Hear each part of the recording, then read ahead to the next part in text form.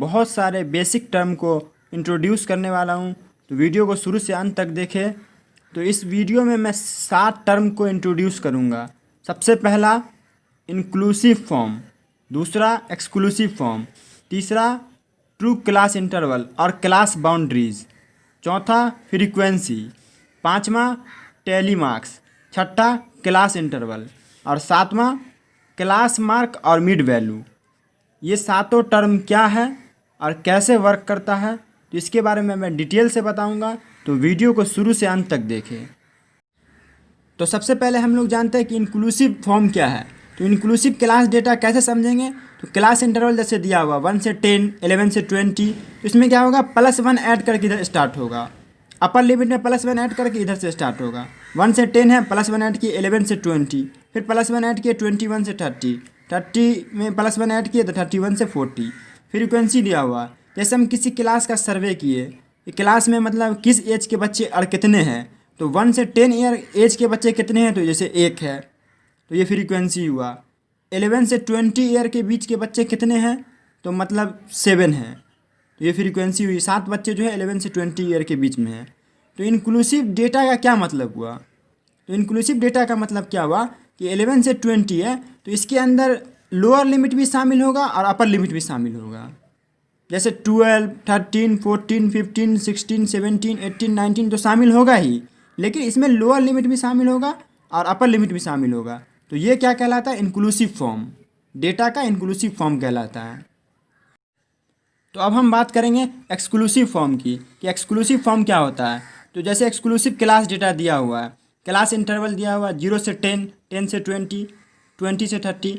तो एक्सक्लूसिव में क्या होता है कि 0 से 10, फिर 10 से शुरू होगा, 10 से 20 और 20 से फिर 30, फिर 30 से 40।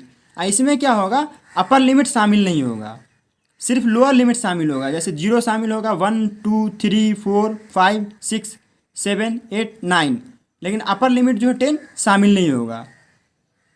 अब मैं तीसरे टर्म के बारे में बात करने वाला हूँ।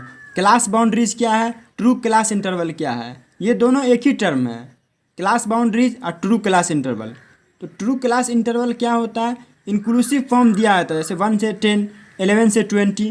तो ये 1+1 का जो गैप होता है तो इसको कम किया जाता है, क्योंकि बहुत सारे फ्रीक्वेंसी चुनने में बहुत प्रॉब्लम हो जाती है।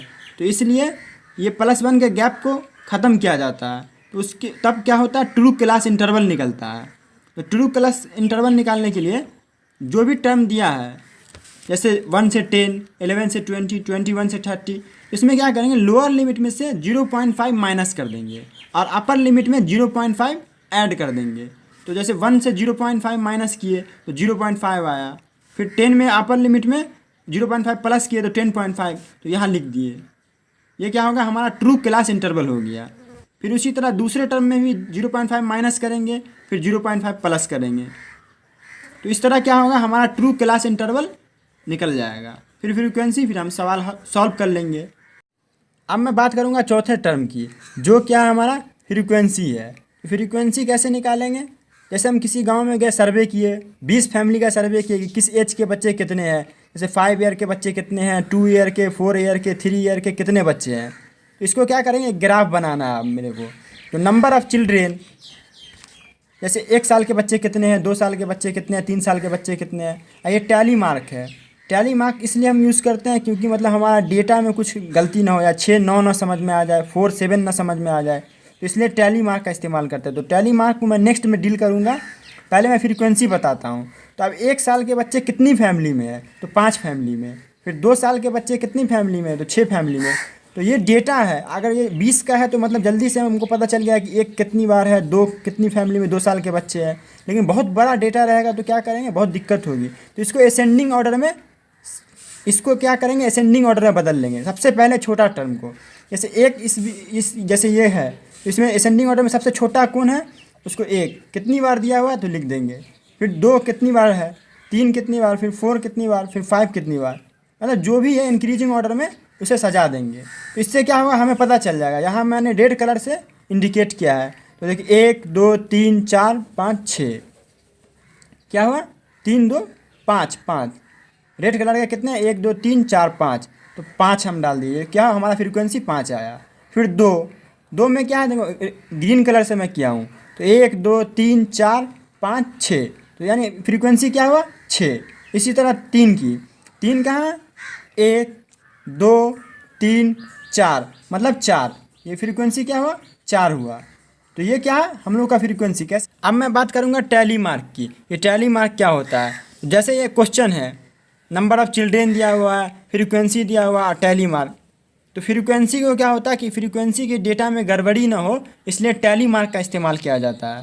तो अब जैसे हम 1 है तो 1 को किस तरह इस्तेमाल करेंगे, तो 1 के लिए एक लकीर दे देंगे। फिर 2 है, 2 के लिए किस तरह 2 लकीर। फिर 3 है, 3 के लिए 3 लकीर।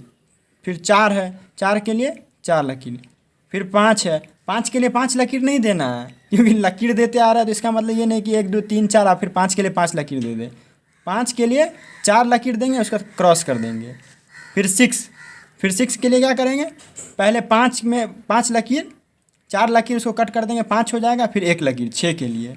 7 के लिए क्या होगा, पहले 5 बना देंगे, फिर क्या होगा 2 लकीर। फिर 8, इसके लिए क्या होगा, फिर 5, फिर 3 लकीर।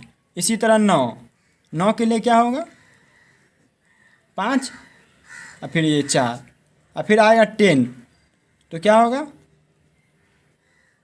कट 1 5 2 5 10 हो जाएगा। तो इस तरह क्या होगा, हम टैली मार्क से फ्रीक्वेंसी को दर्शाएंगे। तो 5 है तो देखिए 1 2 3 और फिर 4, अब फिर कट कर दिए 5 हो गया। 6 है तो 5 और फिर 1, अगर 4 है तो 4। इस तरह हम क्या करेंगे, फ्रीक्वेंसी को टैली मार्क में चेंज कर देंगे ताकि गलती ना हो। अब मैं बात करूँगा क्लास मार्क के बारे में कि क्लास मार्क क्या है। तो क्लास मार्क जो है लोअर लिमिट और अपर लिमिट, ये तो हम लोग अच्छे से जान गए। लोअर लिमिट है, ये अपर लिमिट है, ये लोअर लिमिट है, ये अपर लिमिट है। तो अपर लिमिट और plus lower limit equal divide कर देंगे उसको 2 से। लोअर लिमिट और अपर लिमिट को 2 से डिवाइड कर देंगे तो क्या हो जाएगा हमारा क्लास मार्क। इसको क्या बोलते हैं, क्लास मार्क को मिड वैल्यू भी बोलते हैं, मिड वैल्यू मिड पॉइंट भी बोलते हैं। तो क्या होगा, हमारा अपर लिमिट क्या है 10 और लोअर लिमिट क्या है 0। 10 प्लस 0 इक्वल टू 2, तो 10 प्लस 0 क्या होगा 10 ही होगा। 2 से डिवाइड करेंगे तो 5 आएगा।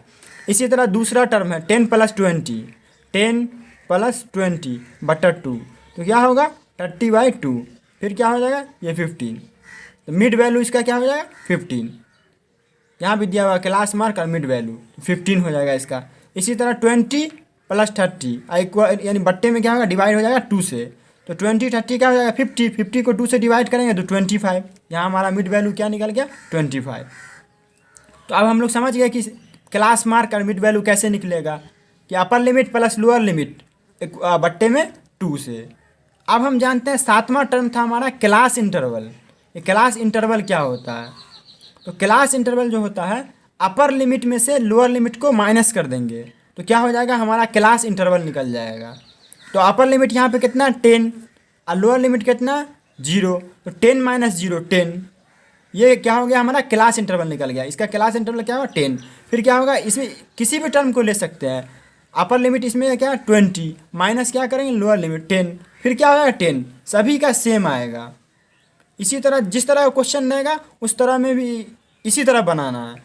कि क्लास इंटरवल निकालना रहेगा तो अपर लिमिट में से लोअर लिमिट घटा देना है। जैसे 28 से 31, फिर क्या है 31 से 34, तो क्या करना है इसमें अपर लिमिट कितना 31 और लोअर लिमिट कितना 28। तो इसका क्लास इंटरवल निकालने को बोलेगा क्या करेंगे, अपर लिमिट में से लोअर लिमिट को घटा देंगे। तो अपर लिमिट कितना 31, लोअर लिमिट कितना 28, दोनों का क्या होगा क्लास इंटरवल 3, तो क्लास इंटरवल निकल गया। तो अब हम लोग क्लास मार्क और क्लास इंटरवल दोनों समझ गए, दोनों का फॉर्मूला याद रहेगा तो इजीली बन जाएगा। अब हम बात करेंगे रेंज की, कि रेंज क्या होता है। तो रेंज का फॉर्मूला होता है highest value minus lowest value. Highest value में से लोएस्ट वैल्यू को घटा देंगे। तो डेटा हमारे पास दिया हुआ है 2 3 7 4 13 11 17 8। अब क्या करना है, इसमें सबसे हाईएस्ट वैल्यू जो रहेगा इसको असेंडिंग ऑर्डर में सजाने की ज़रूरत नहीं है। हाईएस्ट वैल्यू कौन है, तो 17 हमको सबसे बड़ा लग रहा है, तो हाईएस्ट वैल्यू की जगह पे 17 माइनस लोएस्ट वैल्यू सबसे छोटा कौन है, सबसे छोटा इसमें क्या है 2, तो 2 लिख दिए। 17 माइनस 2 15, ये क्या हो गया, रेंज हो गया। तो इस तरह का डेटा दिया जाएगा तो रेंज निकालने के लिए हाईएस्ट वैल्यू में से लोएस्ट वैल्यू और इजीली आ गया। अब देखो इस तरह का रहेगा, क्लास इंटरवल दिया हुआ है, फ्रीक्वेंसी दिया हुआ है, इसमें क्या बोलेगा, रेंज निकालना है। तो उसमें जो था डेटा था हाईएस्ट में से लोएस्ट, इसमें भी क्या करना है, इसमें फ्रीक्वेंसी के बच्चे गलती कर लेते हैं कि फ्रीक्वेंसी वाले में से हाईएस्ट में से लोएस्ट घटा देते हैं, तो क्या हो जाएगा, गलत हो जाएगा। क्लास इंटरवल में जो है हाईएस्ट वैल्यू और जो लोएस्ट वैल्यू है उसको घटाना, तो हाईएस्ट वैल्यू इसमें कौन है, तो 40 है, माइनस लोएस्ट वैल्यू क्या है, 0 है, सबसे कम तो उससे कोई कम नहीं है, तो 0, 40 माइनस 0 क्या हो जाएगा, 40। ये हमारा क्या हो गया, रेंज निकल गया। अब क्या है, नंबर ऑफ़ क्लास, ये एक अलग टर्म है कि नंबर ऑफ़ क्लास निकालना है। तो नंबर ऑफ़ क्लासेस निकालना है तो इसका फॉर्मूला होता है रेंज अब बट्टे में क्लास लेंथ। तो अब रेंज क्या है, रेंज हमारा इस निकल के आया है 40, और क्लास लेंथ का मतलब है क्लास इंटरवल। और क्लास इंटरवल का हम लोग फार्मूला पिछले वीडियो इससे पहले बता दिया हूँ कि क्लास इंटरवल का जो फार्मूला होता है upper limit minus lower limit होता है। तो अपर लिमिट क्या है, 10, और माइनस लोअर लिमिट कितना, 0, और 10 में से 0 जाएगा तो 10 ही बचेगा।